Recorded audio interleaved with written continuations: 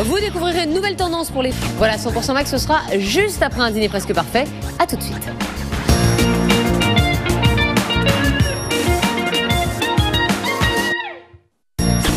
Bonsoir à tous. Des fromages venus d'ailleurs, des jeunes qui ont des passions de seniors, des vacances pour célibataires et un portrait de Lio. C'est tout de suite et c'est dans 100% Mag.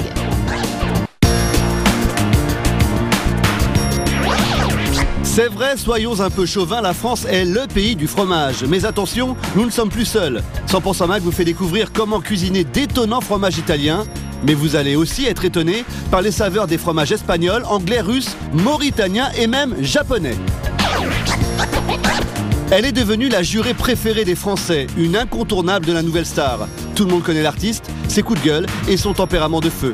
Je suis chiante, franchement, je suis très chiante. Mais au fond, savons-nous vraiment qui est Lio ? En exclusivité, 100% Mag l'a suivi toute une journée. Et ce soir, vous allez découvrir la vraie Lio, celle que vous n'avez sans doute jamais vue.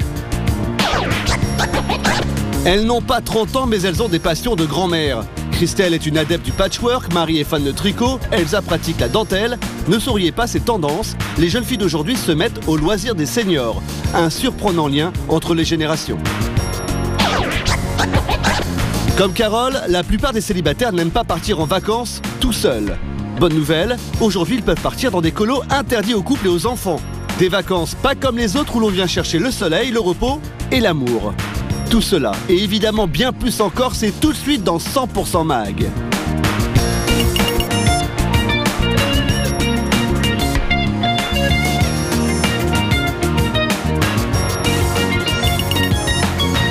Bonsoir à tous, soyez les bienvenus sur le plateau de 100% Mag. Nous sommes le jeudi 8 juillet et on va commencer. Merci Jean-Philippe, on va parler cuisine. Tiens, on va continuer avec un produit qui fait partie de notre patrimoine. On en compte près de 400 variétés en France, c'est...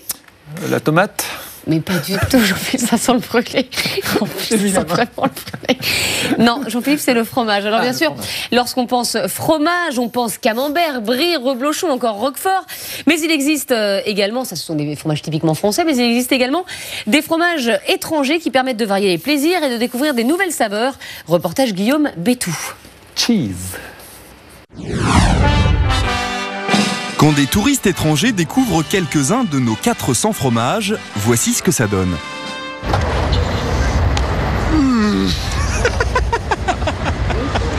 Le goût est bizarre.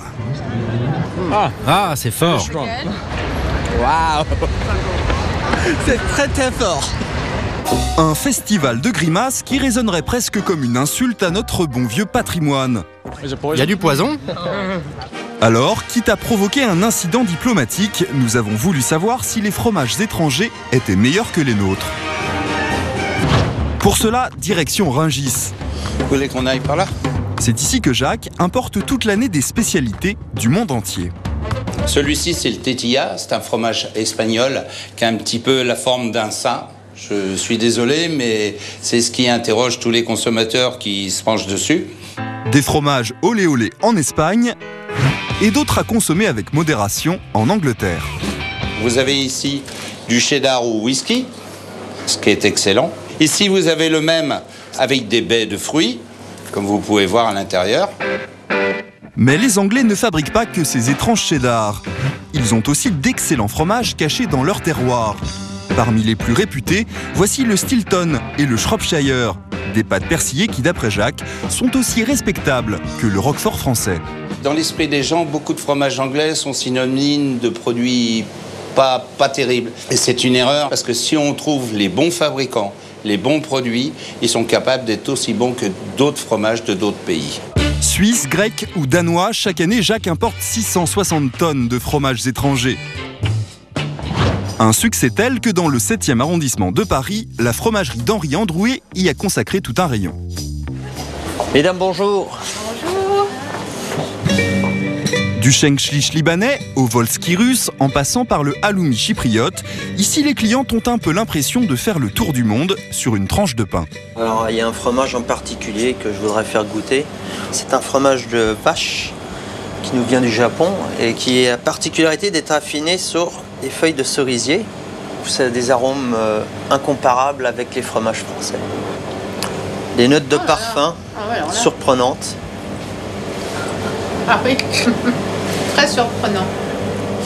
Alors on a également ce fromage qui est assez particulier puisque c'est un fromage qu'on appelle le Bitmogelost, qui est un fromage suédois avec du lait d'élan. C'est un petit peu acide. Oui, un petit peu, oui.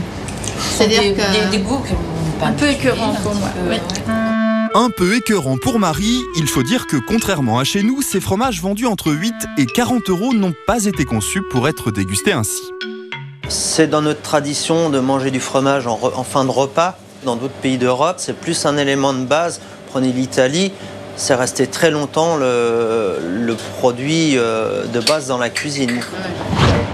4e exportateur mondial, l'Italie est sans doute le seul pays capable de rivaliser avec nos appellations. Elisabetta est d'origine milanaise. Ce soir, elle organise un repas 100% fromage pour ses amis. Bonjour Rod. Bonjour Elisabetta. Aujourd'hui. Très bien, avec le beau temps. Oui. Elle est donc venue s'approvisionner chez Aude, J'ai des courses à faire pour ce soir. une fromagère qui a tenu à nous montrer que le terroir italien ne se résumait pas au gorgonzola, à la mozzarella ou au parmesan. Alors, ce fromage, c'est une mozzarella de vache tressée séchée. Donc, soit vous avez donc un fumage léger, soit vous avez un fumage beaucoup plus important. Mais bon, ça c'est de la vache, c'est vraiment typiquement du nord de l'Italie. Alors ça, c'est le Caciocavallo Silano. Donc ça, c'est un affinage de 18 mois, c'est un fromage de vache. Donc souvent, ce sont des fromages qui sont séchés, affinés dans des vessies de porc. Voilà, parce que la contenance est tout à fait adéquate à ce genre de fromage. Des fromages affinés dans des vessies et d'autres comme la scamorza fumée qui trouvent leur inspiration un peu plus bas. Ça, c'est une autre image italienne, c'est les boules du pape. Des boules papales qu'une fois rentrées à la maison, Elisabetta va s'empresser de faire rôtir. On va la couper et je vais la griller directement. Reste à savoir si cette recette va recevoir la bénédiction de ses amis. Tout chaud, tout chaud, tout chaud. C'est vraiment le goût du bois. On dirait vraiment que c'était affiné sur la cheminée. Charcuterie garnie à la robiola, crêpes fourrées au stracchino. Pour Elisabetta, le fromage s'accommode également dans les desserts. Comme ces cannolis, des rouleaux de pâte croustillante remplis d'un mélange de fruits confits et de ricotta.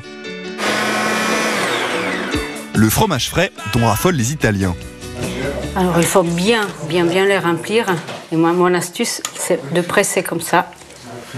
Donc une petite décoration avec le pistache. C'est magnifique cannoli de Sicile. De quoi faire oublier nos 400 fromages à Philippe, le seul Français de la bande. C'est excellent. Mais il n'y a pas qu'en Europe que l'on fabrique de bons fromages.